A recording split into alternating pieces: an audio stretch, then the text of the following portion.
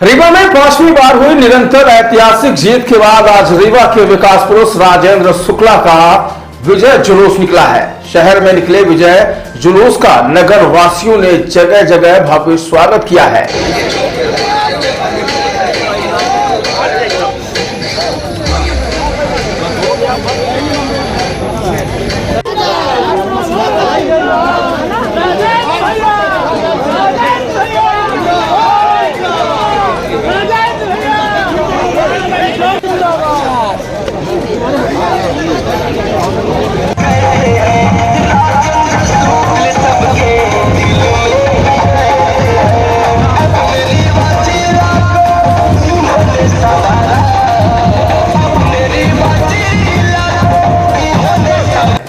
बता दें कि अपनी 5वीं जीत के बाद एक बार फिर रीवा के विकास की कमान राजेंद्र शुक्ल के हाथ में आ गई है, जिसके बाद शहर में अपने चहेते और लाडले नेता के स्वागत में जनसैलाब उमड़ा है।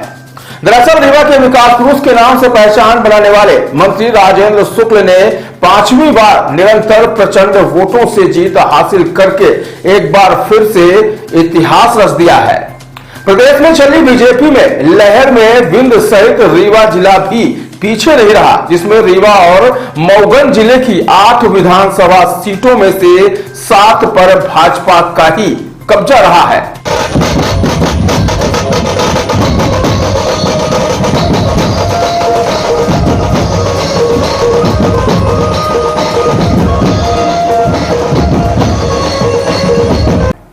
यह कहना गलत नहीं होगा कि रीवा और मऊगंज की 8 विधानसभाओं की तस्वीर और तकदीर लिखने में विकास पुरुष राजेंद्र शुक्ल का बड़ा योगदान होता है, जो एक बार फिर सही साबित हुआ है और 8 में से 7 विधानसभा सीटों पर बीजेपी की जीत का परचम लहराया है।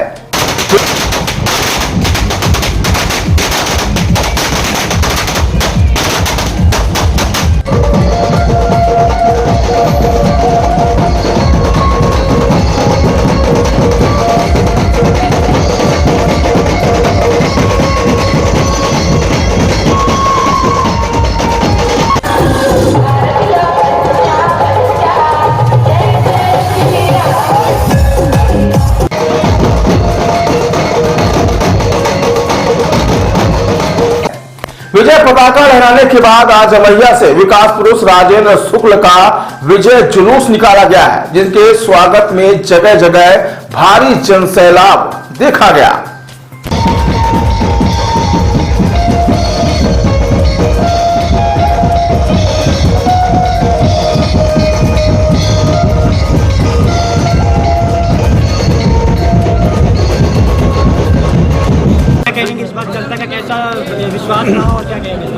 नहीं, ये मेरे लिए सौभाग्य की बात है कि रीवा की जनता का भरोसा उसी प्रकार से बना हुआ है जैसा 2003 और 2008 और 2013 में रहा है। जितना प्रतिशत वोट पहले मिलता था उतना ही मिला है, कहीं कोई कमी ना तो मैंने छोड़ी है ना जनता ने अपने प्रेम को दिखाने में छोड़ा है।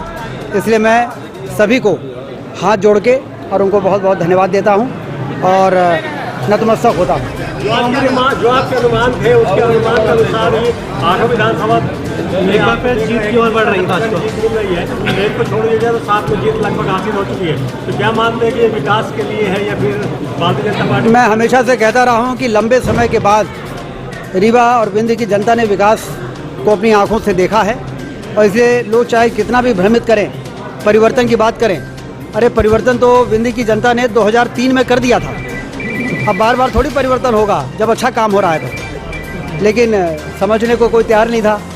अब आप देखिए पूरे प्रदेश में सुशासन की लहर चली है, 162 सीटें आई हैं। सारे आंकड़े जो हैं, हालांकि एग्जिट पोल ने 2 जो चैनल ने कहा वो बिल्कुल सही था, सी वोटर्स का और चाणक्य का, वो बिल्कुल सही रहा है। और ये भारतीय जनता पार्टी की, मोदी जी की, मुख्यमंत्री शिवराज सिंह चौहान जी की जन कल्याणकारी योजनाएं ने जिस तरह से जनता को राहत दी है, विकास की गंगा को बहाने का जिस तरह से ऐतिहासिक काम हुआ है, 4 लेन की सड़कें, सिंचाई की नहरें, 24 घंटे बिजली, अस्पताल, ये सारे काम विरोधी भले विरोध करने के लिए विरोध करते रहे, लेकिन जनता बहुत बारीकी से उसको देख रही थी और जब वोट डालने का समय आया तो उन्होंने कमल की बटन दबा के और जनता ने अपना आशीर्वाद दे दिया है। परिवर्तन पर लाडली बहना की लहर, लाडली बहना जैसी योजना ने करोड़ों बहनों को आर्थिक रूप से सक्षम बनाया है। वैसे लाडली बहना ने इस चुनाव में अपना बहुत महत्वपूर्ण भूमिका निभाई है। और ये इस बार आगे क्या विकास के कार्य रहेंगे जो भी छूटे हैं, जो अभी रुके हैं? या मार्च में रीवा का हवाई अड्डा का उद्घाटन कराएंगे। बहुत सुंदर। और 3 लाख एकड़ में जो सिंचाई का पानी पहुंचा है, इसको 1.5 साल में 6 लाख एकड़ करेंगे और 5 सालों में इसको 9 लाख एकड़ करके, और आर्थिक क्रांति की दिशा में जो रीवा आगे बढ़ा है उसको बहुत ऊंचाई तक ले जाएंगे। मनगमा से आपके यहाँ के युवा चेहरे थे नरेंद्र प्रजापति, उनकी भी अच्छी प्रचंड जीत देखने को मिल रही है। 20,000 वोटों से लगभग वो भी आगे चल रहे हैं। क्या बिल्कुल, मैं उनको बधाई देता हूँ। में ही मंत्री रीवा को मिलेगा। मैं नरेंद्र प्रजापति जी और सभी हमारे जितने भी साथी जीत रहे हैं, सभी को मैं बधाई देता हूँ और रीवा की जनता को एक बार फिर से बहुत बहुत धन्यवाद देता हूँ कि यदि विकास हुआ है तो विकास को उन्होंने उसका स्वागत भी किया है। इस बार रीवा में शुरुआती दौर में ही मंत्री मिल जाएगा। ये तो पार्टी संगठन और मुख्यमंत्री तय करते हैं। ये हम लोगों के इस सवाल का जवाब मैं नहीं दे सकता हूँ। रीवा की जनता की मांग है, ऐसी रीवा की जनता की मांग है, जिस तरह से योजनाधार दे रहे हैं। वो तो देखिए आगे क्या क्या होता है।